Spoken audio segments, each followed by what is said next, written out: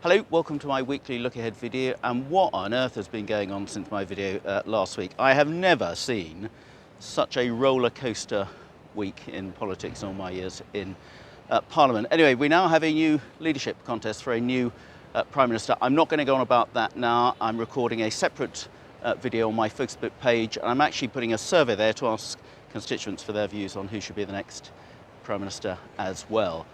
So in between all the hustings and the rounds of voting that are going to dominate things over the next 2 weeks, Parliament's got to carry on as normal. There's a lot of business to go through. We've got the oil and gas company profits levy legislation, which went through on Monday evening, that windfall tax. We've got some legislation on allowing agency workers to step in if we have some public service strikes. We've got the online safety bill, which still has lots of stages to go through. Important bill, but quite controversial, getting that balance between freedom of speech against getting rid of all the hate speak and misinformation and fake news we see on social media. We've got a vote on restoration and renewal of the Palace of Westminster, and right on cue yesterday there was a water leak in the chamber and everything had to be delayed for an hour or so because this place does need to be repaired before it falls down.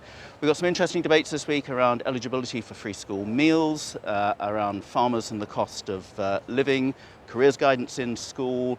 The Srebrenica genocide, which people often forget, was not in the very distant past as well. Protecting nature as part of the COP ongoing process, and we've got the Northern Ireland Protocol bill still going through Parliament.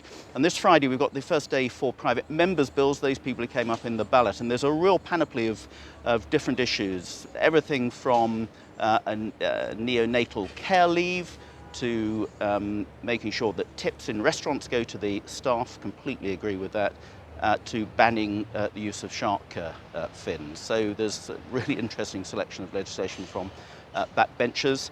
This week I was at a freedom of expression event with Sharon Davis and other really interesting speakers around the whole trans debate and the danger of just closing people down and cancelling people simply because they don't agree with their views.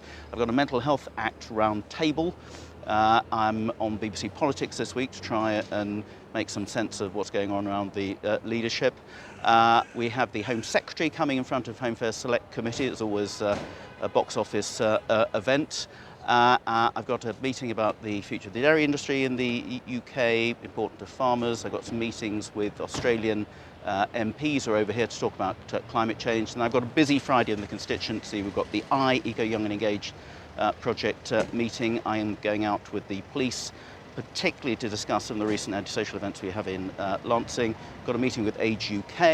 I've got a meeting with Highways England, or National Highways they now call themselves, and some of the Lancing councillors to try and sort out the roundabout and the overgrowth there, which is obscuring drivers' vision. Then I'm going to be spending most of the afternoon and early evening in Worthing A&E to see how they're coping with the huge extra pressures they got. And then on Saturday, from the sublime to the ridiculous, I'm launching the duck race at the old toll bridge in Shoreham with the local scouts, and I'm joining Worthing Homes for their family fun day. So there's a lot going on this week, but it's quite important. I'll keep you posted on the leadership.